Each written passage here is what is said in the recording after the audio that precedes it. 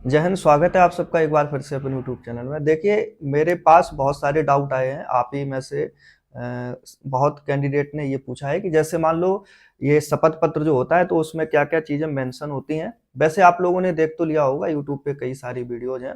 लेकिन इसका एक सटीक सॉल्यूशन जो था वो क्वेश्चन पहले मैं अगर क्वेश्चन की बात करूँ तो क्वेश्चन ये था कि अगर जैसे मान लो किसी पे केस है, कोई भी केस है मान लो, तो उसका वेरिफिकेशन में क्या असर पड़ता है। तो आज की वीडियो के माध्यम से मैं आप लोगों को यही डाउट क्लियर करूंगा और एकदम सटीक बताऊंगा आप लोगों को।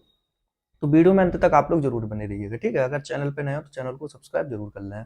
देखिए, दो तीन पॉइंट पे आज बात करेंगे। सबसे पहला पॉइंट यही होगा कि शपथ पत्र आखिरकार जरूरी क्यों है और प्रारूप उसका कैसा होता है, ठीक है। दूसरा क्या है कि उसमें क्या क्या मेंशन होता है। और तीसरा पॉइंट रहेगा कि अगर कोई केस है, एफआईआर, कुछ चालान वगैरह है अगर आप लोगों का, तो कैसे क्या उसका सॉल्यूशन होता है, क्या वेरिफिकेशन में समस्या आती है और किन गलतियों से आप लोगों को फिलहाल अभी बचना है, ठीक है। तो सबसे पहले शपथ पत्र की बात कर लेते हैं। देखिए, मेडिकल जब होता है तो उस समय आपका एक शपथ पत्र मांगा जाता है, ठीक है। इससे पहले आप लोगों ने देखा होगा कि जो पहली भर्तियां हुई हैं और मैंने इस पे आप लोगों को जानकारी भी दी है कि कौन-कौन से डॉक्यूमेंट्स आप लोगों को मेडिकल में ले जाने हैं, ठीक है। तो पहली भर्ती के अनुरूप तो जो मैंने डॉक्यूमेंट्स बताए थे, हाई स्कूल इंटर शैक्षिक योग्यता हो गया, चरित्र प्रमाण पत्र हो गया, अंतिम शैक्षिक संस्थान के द्वारा। इसके बाद निर्धारित प्रारूप में एफिडेविट हो गया, फोटो हो गई और मतलब आइडेंटिफिकेशन के लिए आईडी कार्ड वगैरह हो गया। तो यही सब वहाँ पे ले जाने होते हैं, ठीक है। और अब इसमें एफिडेविट की जरूरत पड़ती है। देखो, ये एफिडेविट की जरूरत आखिरकार क्यों पड़ती है, तो देखिए, भर्ती बोर्ड एक सत्यापन करता है आपका और आपके द्वारा ये शपथ उसमें ली जाती है कि मेरा किसी भी प्रकार का कोई भी आपराधिक मामला दर्ज नहीं है मेरे थाने क्षेत्र में। दूसरा, मैं किसी भी आपराधिक गतिविधियों में संलिप्त नहीं हूँ। अगला क्या है कि मैं किसी भी राजनैतिक दल या फिर किसी भी पार्टी से संबंध नहीं रखता हूँ। मेरे खिलाफ कोई चालान वगैरह नहीं हुआ है, मेरे खिलाफ कोई केस वगैरह नहीं हुआ है। ये सब शपथ जो करता होता है, वो निर्धारित पॉइंट होते हैं कुछ, वो उनको उसमें मेंशन करता है, ठीक है। ज़रूरत इसलिए पड़ती है कि मतलब ये सत्यापन हो जाता मतलब किया जाता है भर्ती बोर्ड के द्वारा कि आपके खिलाफ कहीं कोई आपराधिक गतिविधियां तो नहीं है, और इसलिए उसकी शपथ पत्र की यहाँ पे आपकी जरूरत पड़ती है, ठीक है। प्रारूप जो होता है वो आप लोग देख सकते हैं कि प्रारूप इस तरीके का होता है। एक प्रारूप अलग से आता है जो कि भर्ती बोर्ड के द्वारा मतलब दिया जाता है। दूसरा क्या है कि एक 10 रुपए का स्टाम्प लगता है, उस पे भी आपकी ये चीजें सारी सारी मेंशन हो जाती हैं उस पे, ठीक है। 10 रुपए का ही स्टाम्प लगता है, ठीक है। तो ये एफिडेविट जो है वो आप लोग अपनी नजदीकी जो तहसील है उससे आप लोग बनवा सकते हैं। जो प्रारूप है वो प्रारूप आप निकलवा सकते हैं और 10 रुपए का स्टाम्प वहां पे आपका बता देना किसी भी वकील को। कोई भी वकील आप हायर कर लेना, तो वो अपना मैटर लिख देगा उस पे और स्टाम्प वगैरह लगा के एसडीएम की मोहर करके वो आपको दे देगा, ठीक है। अब देखो, दिक्कत किन के लिए होती है, जिनका कोई समस्या खड़ी हो, जैसे किसी पे केस वगैरह होता है। तो अब जो अगला पॉइंट है वो यही है हमारा कि अगर केस वगैरह है, कोई चालान वगैरह है आपके पास आपके खिलाफ, तो फिर कैसे क्या होता है। देखिए, सबसे पहले मैं चालान की बात कर लेता हूँ। देखो, काफी चालान ऐसे होते हैं, जैसे मान लो कभी बाइक का चालान होगा, आपके नाम बाइक है, ठीक है, बाइक का चालान हो गया, आपने समय पे नहीं भरा, तो उसमें क्या होता है, सम्मन जारी हो जाता है, ठीक है। अगर आप उस डेट पे तब भी नहीं पहुंचते हैं तो सम्मन जारी होने के बाद फिर बीडब्ल्यू जारी हो जाता है, यानी कि बेलेबल वारंट जारी होता है। तब भी अगर नहीं पहुंच रहे हैं तो एनबीडब्ल्यू भी जारी हो जाते हैं कभी कभी।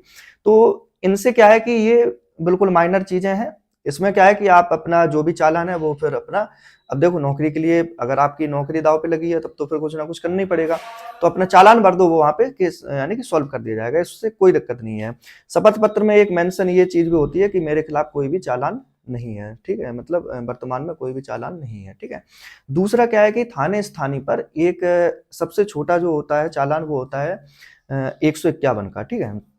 धारा 151 का चालान से धारा 151 सीआरपीसी का जो चालान होता है उसमें भी आपको कोई समस्या नहीं आएगी, ठीक है। वो तहसील के माध्यम से सब हो जाता है। आप अपने नजदीकी थाने से भी संपर्क कर सकते हैं।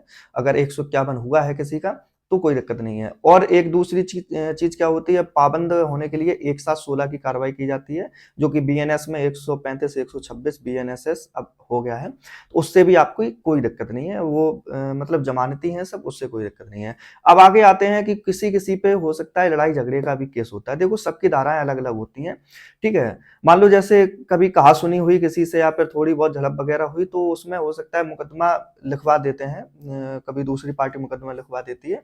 323, 504, 506, जो कि अगर बीएनएस की बात की जाए तो उसमें आपका 115 तो 115(2), 351 और 352 ये धाराएं जो होती हैं वो मतलब लिख सकता है। तो उसमें क्या करना है आप लोगों को, अब देखिए ये भी जमानती है, ठीक है, ये भी जमानती अपराध होते हैं, ठीक है, इसमें भी कोई दिक्कत नहीं होती है। लेकिन अगर आपसे कोई संज्ञेय अपराध हो गया, देखिए अपराध दो श्रेणी में होते हैं, एक असंज्ञेय होता है, एक संज्ञेय होता है, ठीक है। ये सब असंज्ञेय में आते हैं, जैसे मान लड़ाई झगड़ा है किसी पे, अगर वैसा कुछ है तो ये सब असंज्ञेय की श्रेणी में आते हैं। लेकिन संज्ञेय अपराध अगर है, जैसे बलात्कार वगैरह हो गया, 376 हो गया, बीएनएस में अगर देखा जाए तो 72 हो गया, पॉक्सो वगैरह हो गया, ठीक है, 64(1) हो गया, ठीक है, अगर ऐसे हैं, 302 का हो गया, अगर आपने कोई हीनियस क्राइम किया है तब जरूर वेरिफिकेशन में आपको बिल्कुल दिक्कत होगी और आप मतलब ज्वाइन नहीं कर सकते हैं, ठीक है। लेकिन अगर आपसे कोई मान लो छोटा मोटा अपराध हुआ है या फिर छोटा मोटा मुकदमा आपका लिखा है, तो उसके लिए एक सॉल्यूशन मैं आप लोगों को बताऊं कि देखिए सबसे पहले तो जब आपकी भर्ती कंप्लीट हो जाएगी तो आपकी जो पत्रावली होती है, जो फाइल होती है, जैसे मान लो आप इलाहाबाद के रहने वाले हैं और आपकी कौशाम्बी में जेटीसी होनी है और यहाँ पे आपकी पोस्ट मतलब आमद होनी है, तो यहाँ पे आपकी पत्रावली आएगी और वेरिफिकेशन के लिए आएगा, तो उसमें ये मेंशन हुआ रहेगा कि इनके खिलाफ ये आपराधिक मुकदमा यहाँ पे दर्ज है। फिर आपकी क्या है कि वो पत्रावली और वो फाइल फिर से उसी जिले को वापस जाएगी और उस जिले में क्या है कि अगर आपका ऐसा कुछ है तो फिर उसमें क्या होता है कि बिना डीएम साहब के परमिशन के, यानी कि डीएम साहब की अनुमोदन की फिर जरूरत पड़ती है कि डीएम साहब ही उसको अनुमोदित करेंगे और उस केस का सॉल्यूशन कर सकते हैं। तो यदि आप में से किसी के ऊपर भी इस तरीके का कोई आपराधिक मुकदमा दर्ज है, जैसे मान लो वही 323, 504, 506 यही होता है, मतलब ज्यादातर यही होता है, लड़ाई झगड़ा ही होता है, तो आप लोग एक काम करिएगा कि आप डीएम ऑफिस में जाके सबसे पहले तो आप अपने थाने पे संपर्क करना है कि अगर हो सकता है थाने स्थानीय से कुछ आपको रियायत मिल जाए या फिर कुछ वहां पे सॉल्यूशन हो जाए तो उस थाने में संपर्क कर लेना। नहीं, दूसरा सॉल्यूशन और आगे की जो प्रोसेस है वो यही है कि आप डीएम ऑफिस में जाके, वहां पे एक कार्यालय होता है जे बाबू का, तो वहां पे आप संपर्क जरूर कर लेना जाके, अगर किसी के है तो तब की बात कर रहा हूँ, तो वहां पे जरूर संपर्क कर लीजिएगा आप लोग जाके कि ऐसी ऐसी बात है, ये मेरा सिलेक्शन हुआ है इस तरीके का मेरे ऊपर, मतलब पास्ट में इस तरीके का मुकदमा था जिसका सुलह समझौता अभी नहीं हो पाया। देखिए एक चीज मैं बताऊं आप लोगों को कि अगर कोई आपके ऊपर मुकदमा लिखा गया है तब आप आरोपित नहीं है जब तक न्यायालय आपको आरोपी ना माने, ठीक है। न्यायालय में अगर आपकी चार्जशीट यानी कि आरोप पत्र अगर दाखिल हो जाता है तब आप उस जो अपराध किया है उसके दोषी माने जाते हैं, ठीक है।